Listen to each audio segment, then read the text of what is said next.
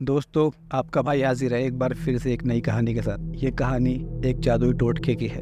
कहानी शुरू करने से पहले अगर आप चैनल पर नए हैं तो चैनल को प्लीज़ सब्सक्राइब करें। कहानी पसंद आए तो लाइक करें और अपने दोस्तों के साथ इस कहानी को शेयर करें। ये कहानी मेरे भाई प्रशांत के साथ घटी थी। बात पिछले साल की है। हम दोनों रात के समय मूवी देखकर घर आ रहे थे। शायद वक्त 11 या 12 बजे का रहा होगा। अक्सर इस समय रात को शहर में लोग घुमा ही करते हैं।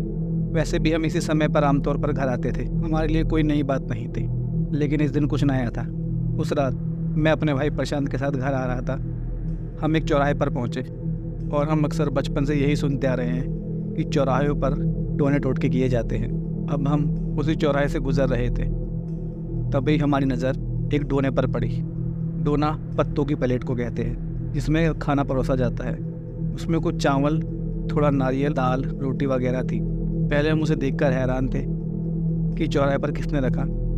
मैं प्रशांत को कह रहा था, पता नहीं कौन है जो चौराहे पर इस तरह सामान रख जाता है। प्रशांत मुझे कहने लगा, कई लोग बेवकूफ़ होते हैं जो टोना टोटका करते रहते हैं। इन चीज़ों से कुछ होता तो है नहीं, फिर भी लोग अपना पैसा बर्बाद करते हैं। मैं प्रशांत को कह रहा था, हो सकता है कुछ हो, इसलिए इससे दूर रहना चाहिए।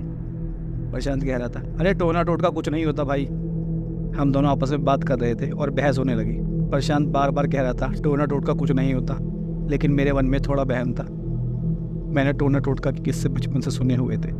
प्रशांत मुझे बोलता है, अरे तू बहमी है, और भाग कर जाता है और उस डोने पर लात मार देता है और वहाँ रखा सारा खाना नीचे बिखेर देता है और हंसते हुए मेरी तरफ देखता है और कहता है, ले गिरा दिया मैंने तेरा टोटका, क्या हुआ मुझे? कुछ नहीं हुआ ना? अरे ये सब वहम होता है। अब मैं प्रशांत का हाथ पकड़कर घर वापस आ जाता हूँ। मैंने घर में इस बारे में किसी को कुछ नहीं बताया और हम अपने रूम में जाकर सो जाते हैं। अब अचानक सुबह करीब 4 बजे मुझे किसी के चिल्लाने की आवाज़ आने लगी। मैंने खिड़की से बाहर जाकर देखा, गली में कोई नहीं था। फिर मुझे आवाज़ और जोर से आने लगी। मैंने पलट कर देखा तो प्रशांत चिल्ला रहा था। मैं प्रशांत के पास गया। मैंने उसे उठाने की कोशिश करी, लेकिन प्रशांत नहीं उठा, बस चिल्लाता रहा। तभी चीखें सुनकर पापा भी कमरे में आ गए। पापा के कमरे में आते ही प्रशांत उठ गया और हमारी तरफ देख रहा था। हम दोनों उसके सामने क्यों खड़े हैं? तो मैं प्रशांत को बताता हूँ कि तुम नींद में चीखें मार रहे थे, इसलिए पापा भी कमरे में आ गए। पापा कहते हैं, तुम हॉरर फिल्म बहुत देखते हो ना, इसलिए तुम्हारे साथ ऐसा हो रहा है। कल से तुम्हारी हॉरर फिल्म देखनी बंद। अगले दिन प्रशांत का स्वभाव कुछ अलग था। वह कभी गुस्सा करता, कभी मेरी तरफ देखकर हंसता, कभी कमरे की दीवार को जाकर खरोचता। पापा मुझे पूछ रहे थे, आज इसे हो क्या गया है, कैसी हरकतें कर रहा है? मैंने पापा को बताया, सारा दिन प्रशांत अजीब ही था। ना तो उसने मेरे साथ बात करी और ना ही पूरा दिन खाना खाया। पापा ने शाम को प्रशांत को बहुत डांटा और उसके बाद हम दोनों को सोने के लिए जल्दी भेज दिया। वो रात पहली रात थी जो बहुत अजीब थी। प्रशांत रात को बार बार उठता, दीवारें खरोचता, कभी दरवाज़ा खोलकर बाहर चला जाता, कभी बाहर जाकर बर्तन गिरा देता। पापा बार बार उठते और हम दोनों को डांटते। मैं भी सोच रहा था, प्रशांत अब ये क्या करने लगा है, वो कैसी हरकतें कर रहा है। मैं प्रशांत से बार बार पूछता, क्या हो रहा है भाई? लेकिन प्रशांत मुझे गुस्सा होकर डांटने लगता। वो डांटता भी अजीब बातों पर था जो हो ही नहीं रही थी। वो मुझे कहता, तुम मुझे मार क्यों रहे हो? तुम मुझे पीट क्यों रहे हो? अरे मेरा गला क्यों घोट रहे हो? मैं समझ नहीं पाता, प्रशांत मजाक कर रहा है ये सच में उसके साथ हो रहा है। प्रशांत ये कैसी बातें कर रहा है? यह बहुत ही अजीब था। यह दूसरी रात थी जो हमने ऐसे गुजारी। उसके बाद तीसरा दिन तो बहुत ही अजीब था। हम जब सुबह उठे तो प्रशांत मेरे कमरे में नहीं था। मैंने कमरे की चारों तरफ देखा तो प्रशांत वहाँ नहीं था। मैं भागकर बाहर गया, प्रशांत कहाँ है? जब मैंने बाहर जाकर देखा तो प्रशांत बाहर ही मिट्टी में लौट रहा था। वह बहुत ही अच्छी तरह से लौट रहा था, जिसने मुझे डरा दिया। प्रशांत की आंखें लाल हो चुकी थी, जैसे मल मल कर उसने खुद ही आंखें लाल कर दी हों। मैं बहुत ज़्यादा डरने लगा। पापा भी बाहर आ गए। प्रशांत की ऐसी हरकतें देखकर वो भी घबरा गए। पापा कहने लगे, क्या हुआ है इसे? मैंने बताया, 2-3 दिन से ये अजीब हरकतें कर रहा है। पापा ने मुझे पूछा, आखिर हुआ क्या है, ये सब ऐसा कर क्यों रहा है? पहले तो मुझे कुछ ख्याल नहीं आया, फिर मुझे बाद में अचानक याद आया कि उसने उस डोने पर टक्कर मारी थी। हो सकता है किसी ने उस पर टोना टोटका किया हो, जिसमें प्रशांत ने लात मार दी। मैंने पापा को सारी बात बताई। पापा मुझे डांटने लगे। पापा मुझे कह रहे थे, तुम्हें कितनी बार कहा है ऐसी चीज़ों पर पैर नहीं रखते, क्यों ऐसी गलती की तुमने। मैं भी समझ गया कि टोने टोटके से दूर रहना चाहिए। अब प्रशांत दिन ब दिन पागल सा होता जा रहा था। हम प्रशांत को लेकर पता नहीं कितनी मज़ारों पर गए, पर ना जाने ये कैसा टोटका था जो ठीक ही नहीं हो रहा था, और प्रशांत तो पूरी तरह पागल ही हो गया था। अब प्रशांत की आवाज़ भी बदलने लगी थी।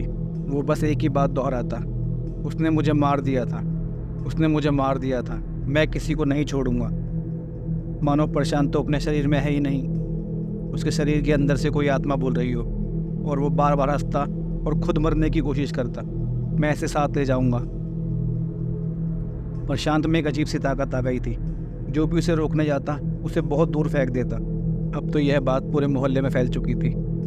आस पड़ोस के लोग हमें ऐसे देखते, ना जाने हमारे घर में कौन सा तमाशा चल रहा हो। फिर हमारे एक पड़ोसी ने पापा को बताया कि एक मंदिर के पुजारी हैं, वो इस तरह के टोने टोटकों से छुटकारा दिला देते हैं, तुम्हें उनके पास जाना चाहिए। इसके बाद मैं और पापा हनुमान जी के मंदिर में गए, जहाँ वे पुजारी थे। पुजारी ने हमसे पूछा, इसने किस तरह की चीज़ों पर लात मारी। मैंने उन्हें सारी बात बताई। अब पुजारी कहते हैं, वह एक लड़की की आत्मा के लिए रखा था, शायद किसी ने उसे मार दिया था और वो उसे परेशान कर रही थी, तो उसने टोटका करके उस चौराहे पर रखा था जिसे प्रशांत ने लात मार दी। अब तुम भी वही सब खाना बनाओ, प्रशांत के सर पर 7 बार उतारो और उसी चौराहे पर रख कर आ जाओ, फिर मैं एक पूजा करूँगा, प्रशांत ठीक हो जाएगा। पापा कहते हैं, पंडित जी इसका खर्चा कितना आएगा। पंडित जी बोलते हैं, नहीं, मुझे इस बला का 1 रुपया भी नहीं चाहिए, बस आपका बच्चा ठीक हो जाए। पापा और मैं एक दूसरे को देख के खुश होते हैं। हम इतने जगह गए, हमने ना जाने कितने पैसे फूंक दिए, और इस पंडित जी ने हमसे 1 रुपया भी नहीं मांगा। हमने वैसा ही किया जैसा उन पंडित ने कहा था।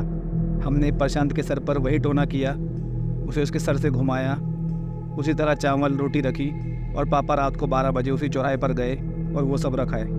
उस पंडित ने कहा था कि जब उन टोने को वहाँ रखो तो सीधा घर आ जाना, वापस मुड़कर मत देखना, और वहाँ रखने के बाद उसे दोबारा छूना तक नहीं। अगर किसी ने दोबारा उस पर लात मारी तो वो भूत उसके ऊपर चला जाएगा, और अगर कुत्ता या बिल्ली उसे खा गए तो इस आत्मा को धरती लोग छोड़कर जाना होगा, इससे उसकी मुक्ति हो जाएगी। पंडित ने जैसा कहा हमने वैसा ही किया। हमने टोना वहाँ रखा और वापस मुड़कर नहीं देखा, सीधा घर आ गए। उसके बाद अगले दिन प्रशांत की हालत सुधरी, वह सही तरीके से बातें करने लगा, हम भी खुश थे, हमें भी आराम मिल रहा था। पुजारी जी ने हमें बड़ी बला से बचा दिया। आज भी प्रशांत उन बातों के बारे में ज़रा भी नहीं जानता।